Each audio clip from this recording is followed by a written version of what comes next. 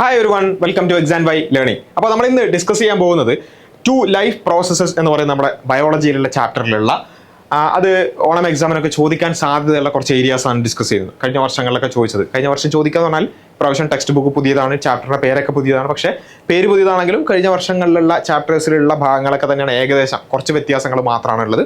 അപ്പോൾ ആ ഏരിയാസിൽ നിന്ന് കഴിഞ്ഞ വർഷങ്ങളിലും ഒക്കെ അല്ലെങ്കിൽ മോഡൽ ആയിട്ട് നമുക്ക് എടുക്കാവുന്ന ക്വസ്റ്റ്യൻസ് ഒക്കെ ആയിട്ടാണ് നമ്മൾ ഇന്ന് ഈ ഒരു ഭാഗം ഡിസ്കസ് ചെയ്യുന്നത്. അപ്പോൾ ഈ ഏരിയാസ് നിങ്ങൾ കൃത്യമായി നോട്ട് ചെയ്യുക, നിർബന്ധമായിട്ടും ഈ ഭാഗങ്ങൾ പഠിച്ചു എന്ന് ഉറപ്പുവരുത്തുക. അതേപോലെ തന്നെ നമ്മുടെ വീഡിയോസ് ഇത് നമ്മൾ ഫ്രീ ആയിട്ടാണ് ഇത്തരം ക്ലാസ്സുകൾ കൊടുക്കുന്നത് അല്ലേ. അപ്പോൾ നിങ്ങളുടെ ഫ്രണ്ട്സിനൊക്കെ എല്ലാവരിലേക്കും എത്തിപ്പെടുക എന്നുള്ളതാണ് ഏറ്റവും പ്രധാനം അല്ലേ. നമ്മൾ ഫ്രീ ആയിട്ട് കൊടുക്കുമ്പോൾ മാക്സിമം ആളുകളിലേക്ക് അത് എത്തണം. നിങ്ങളുടെ ഫ്രണ്ട്സിന് അത് ഷെയർ ചെയ്ത് കൊടുക്കുക. അതേപോലെ തന്നെ ചാനൽ സബ്സ്ക്രൈബ് ചെയ്യുക. ഇതൊരു സീരീസ് ആയിട്ടാണ് നമ്മൾ ചെയ്യുന്നത്. അടുത്ത വീഡിയോസ് ഒക്കെ നിങ്ങൾക്ക് ലഭിക്കണം എന്നുണ്ടെങ്കിൽ നിങ്ങൾ ചാനൽ സബ്സ്ക്രൈബ് ചെയ്യാനും അതുപോലെ തന്നെ വീഡിയോ ലൈക്ക് ചെയ്യാനൊക്കെ പ്രത്യേകം ശ്രദ്ധിക്കണം. നിങ്ങൾ ചെയ്യുന്നറിയാം, എന്നാലും ജസ്റ്റ് പറഞ്ഞത് മാത്രം. ഓക്കെ, അപ്പോൾ എന്തായാലും 2 ലൈഫ് പ്രോസസ്സസ് എന്ന് പറയുന്ന ചാപ്റ്ററിൽ പ്രധാനമായും ഈ ഏതൊക്കെ ഏരിയാസ് എന്നാണ് ചോദ്യങ്ങൾ, പ്ലാന്റ്സുമായി ബന്ധപ്പെട്ടുള്ള കുറേ ഏരിയാസ് ഒക്കെ വരുന്നുണ്ട് അല്ലേ. അപ്പോൾ അതൊക്കെ ഏതാണ് എന്നുള്ളതാണ് നമുക്ക് നോക്കാനുള്ളത്. ഓരോ ക്വസ്റ്റ്യൻസ് ആയിട്ട് തന്നെ നോക്കാം. ഓരോ ക്വസ്റ്റ്യൻ എന്ന് പറഞ്ഞാൽ ആ ക്വസ്റ്റ്യൻ ആൻസർ കിട്ടുക എന്നുള്ളത് മാത്രമല്ല നമ്മുടെ ലക്ഷ്യം, അതുമായി ബന്ധപ്പെട്ടുള്ള തിയറീസ് ഒക്കെ നമുക്ക് എന്ത് ചെയ്യണം, റിവൈസ് ചെയ്യണം. Okay fine. അപ്പോൾ അങ്ങനെയാണെങ്കിൽ ഒന്നാമത്തെ ചോദ്യത്തിലേക്ക് പോകാം. Choose a correct statement related to chlorophyll B. Chlorophyll ബിയുമായി റിലേറ്റഡ് ഇത് കറക്റ്റ് സ്റ്റേറ്റ്മെന്റ് ഏതാണെന്നാണ് ചോദ്യം. അപ്പോൾ നമുക്കറിയാം ക്ലോറോഫിൽ എ, ബി, ഡി അല്ലേ, അതേപോലെ സാന്തോഫിൽ, കാരോട്ടിൻ, ഇങ്ങനെ പല പിഗ്മെന്റ്സിനെ കുറിച്ചൊക്കെ നമ്മൾ പഠിച്ചിട്ടുണ്ട്. അപ്പോൾ ക്ലോറോഫിൽ എ ആണ് universal photosynthetic pigment. Chlorophyll B എന്ന് പറയുന്നത് അതിനെ അസിസ്റ്റ് ചെയ്യുന്ന അല്ലെ ആക്സസറി പിഗ്മെന്റ്സ് ആണ്. അപ്പോൾ എന്തായാലും നമുക്ക് നോക്കാം. പാർട്ടിസിപ്പേറ്റ് ഡയറക്ട്ലി ഇൻ ഫോട്ടോസിന്തസിസ്, ശരിയോ തെറ്റോ? നമുക്കറിയാം ക്ലോറോഫിൽ ബി ഒരിക്കലും ഡയറക്ട്ലി എന്ത് ചെയ്യില്ല, ഫോട്ടോസിന്തസിസിൽ ഡയറക്ട്ലി പാർട്ടിസിപ്പേറ്റ് ചെയ്യില്ല. കാരണം എന്താ, അത് ഇൻഡയറക്ട്ലി ആണ് പാർട്ടിസിപ്പേറ്റ് ചെയ്യുന്നത്. കാരണം ഡയറക്ട്ലി ചെയ്യുന്നത് ക്ലോറോഫിൽ എ ആണ്, യൂണിവേഴ്സൽ ഫോട്ടോസിന്തറ്റിക് പിഗ്മെന്റ് ആയിട്ടുള്ളത്. ഇനി absorb light and transfer to chlorophyll A. ലൈറ്റിനെ അബ്സോർബ് ചെയ്ത് അത് ക്ലോറോഫിൽ എയിലേക്ക് ട്രാൻസ്ഫർ ചെയ്യും. അത് എന്താണ്, ശരിയാണ് അല്ലേ. Found in the stroma of chloroplast. ക്ലോറോപ്ലാസ്റ്റിലുള്ള സ്ട്രോമയിലാണ് ഇത് കാണുന്നത്. നമുക്കറിയാം സ്ട്രോമ അതുപോലെ തന്നെ ഗ്രാന. ഇവിടെ ക്ലോറോപ്ലാസ്റ്റിന്റെ സ്ട്രക്ചർ പഠിക്കുമ്പോൾ നമ്മൾ സ്ട്രോമ എന്ന് പറഞ്ഞാൽ ഒരു ഫ്ലൂയിഡ് മാട്രിക്സ്, ഗ്രാന എന്ന് പറഞ്ഞാൽ ഡിസ്ക് ലൈക്ക് സ്ട്രക്ചേഴ്സ്, ആ തൈലക്കോയിഡ്സ് അല്ലെ, അങ്ങനെയുള്ള കുറേ ഡിസ്കുകൾ ഇങ്ങനെ അട്ടിക്കട്ടിക്ക് വെച്ചതുപോലെയുള്ള ആ സ്ട്രക്ചറാണ് ഗ്രാന എന്ന് പറഞ്ഞാൽ.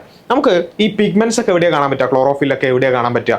അത് ഈ ഗ്രാനയിലാണ് കാണാം. ഗ്രാനയുടെ തൈലക്കോയിഡ് മെംബ്രെയിൻസിലാണ് ഈ പിഗ്മെന്റ്സ് ഒക്കെ കാണാൻ പറ്റുക, സ്ട്രോമയിലല്ല.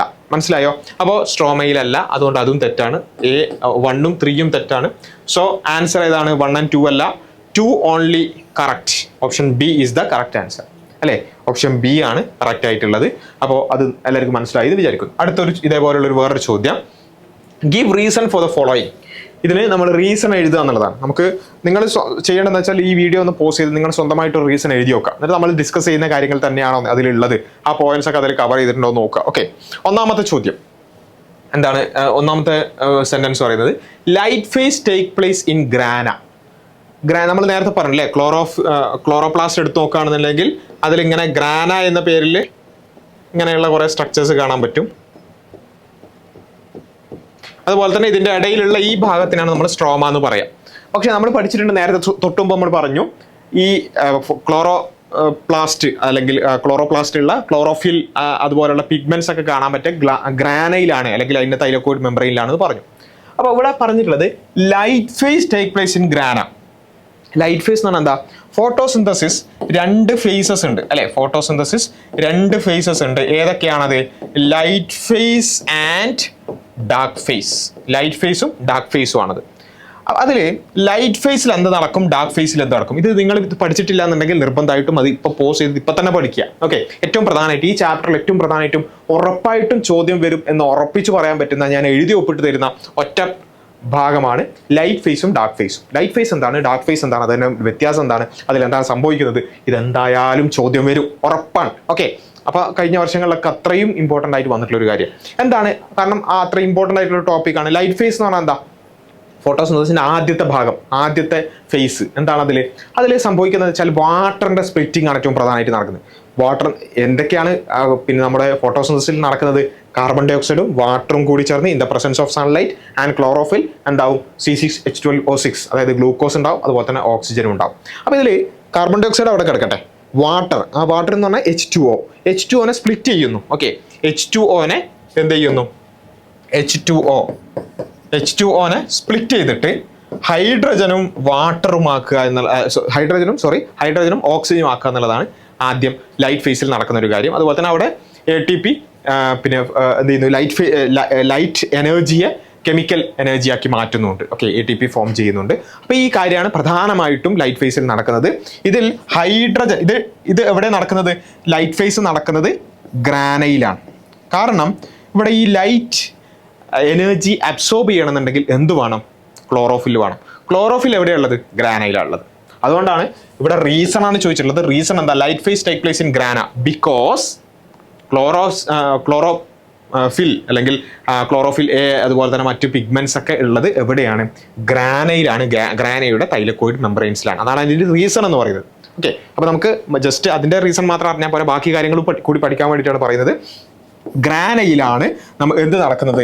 ലൈറ്റ് ഫേസ് നടക്കുന്നത്. ആ ലൈറ്റ് ഫേസ് ഗ്രാനയിൽ നടക്കുമ്പോൾ അതിൽ പ്രധാനമായിട്ട് നടക്കുന്ന കാര്യമാണ് പറഞ്ഞത്.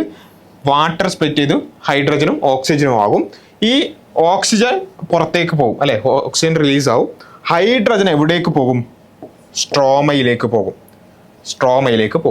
ഓക്കെ, ഹൈഡ്രജൻ സ്ട്രോമയിലേക്ക് പോകും. ഈ ഹൈഡ്രജൻ പിന്നെ എന്തുമായി റിയാക്ട് ചെയ്യും? പിന്നെ എന്താ ബാക്കിയുള്ളത്? നമ്മൾ വാട്ടറിനാണ് സ്പ്ലിറ്റ് ചെയ്ത് ഈ പരിപാടിയൊക്കെ കാണിച്ചത്. ഇനി എന്താ ബാക്കിയുള്ളത്? ഫോട്ടോസിന്തസിസ് നടക്കാൻ കാർബൺ ഡൈ ഓക്സൈഡും വാട്ടറും ആണ് ഉള്ളത് അല്ലേ, അല്ലെങ്കിൽ കാർബൺ ഡൈ ഓക്സൈഡ് ബാക്കിയുണ്ട്. അപ്പം സ്ട്രോമയിൽ കാർബൺ ഡൈ ഓക്സൈഡും ഹൈഡ്രജനും കൂടി ചേർന്നിട്ടാണ് എന്തുണ്ടാവുക? ഗ്ലൂക്കോസ് ഉണ്ടാവുന്നത്. മനസ്സിലായില്ലേ? അതാണ് പിന്നെ നടക്കുന്ന അവിടുത്തെ റിയാക്ഷൻ എന്ന് പറയുന്നത്. അപ്പോൾ അത് നമ്മൾ മനസ്സിലാക്കി വെക്കുക.